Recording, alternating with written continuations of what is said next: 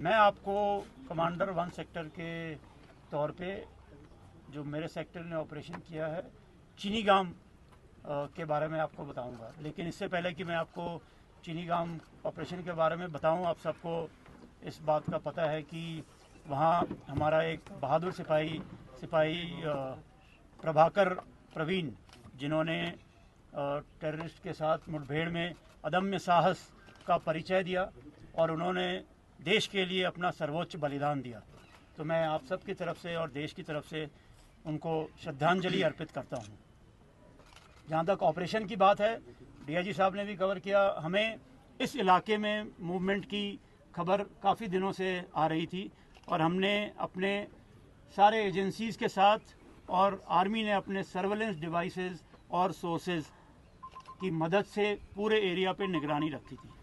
6 तारीख को हमें टेररिस्ट के मूवमेंट की एक सटीक खबर चीनीगाम इलाके में मिली और खबर मिलते ही 6 तारीख की 1500 बजे शाम तक कॉर्डन लग चुका था।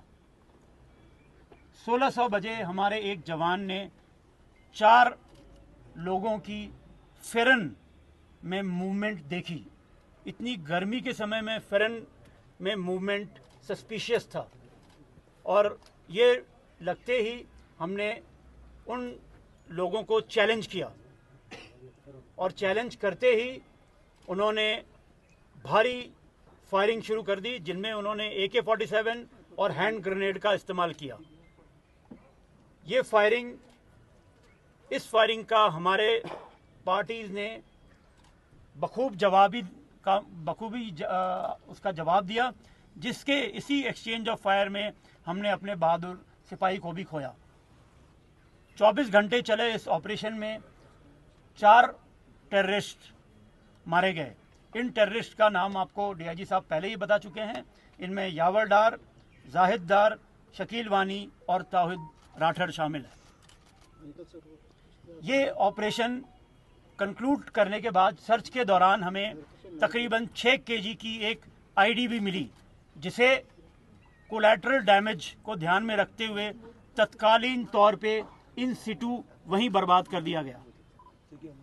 ये ऑपरेशन हम सारी एजेंसीज के बीच में कोऑर्डिनेशन को दर्शाता है और 4 टेररिस्ट का इस तरह से मारा जाना 1 सेक्टर के एरिया में और साउथ कश्मीर में टोटल 6 टेररिस्ट का मारा जाना हिजबुल मुजाहिदीन तंजीम के लिए एक बहुत बड़ा झटका है।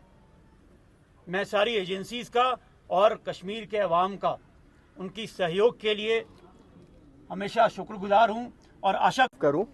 मैं लांस नायक प्रदीप कुमार नैन 1 पैरा SF इनको श्रद्धांजलि देना चाहूँगा, जिन्होंने ऑपरेशन मदरगांव में अपने अद्वितीय साहस का परिचय देते हुए वीरगति को प्राप्त किया।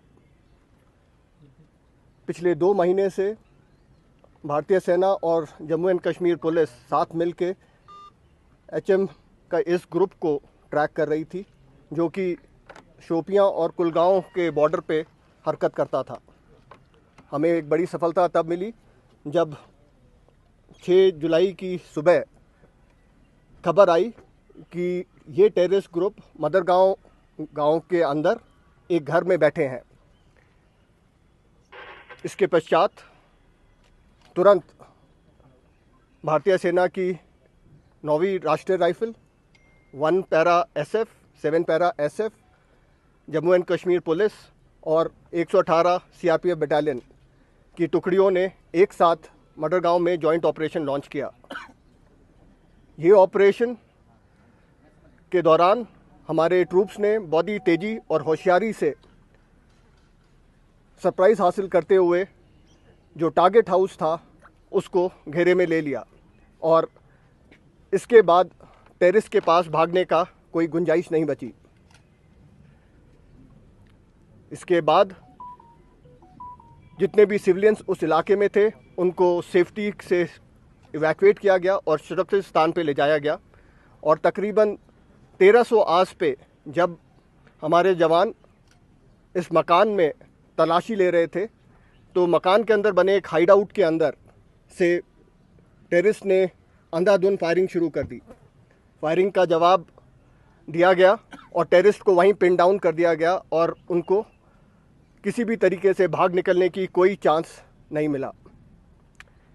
इसके बाद ये ऑपरेशन 24 घंटे से ऊपर चला और इसके अंदर हिजबुल मुजाहिदीन के 2 टेररिस्ट को मार गिराया, जिसमें आदिल हुसैन वानी जो कि एक टॉप एचएम के कमांडर हैं वो थे और ये काफ़ी समय से सक्रिय थे, जैसा आपको डीआईजी साहब ने बताया।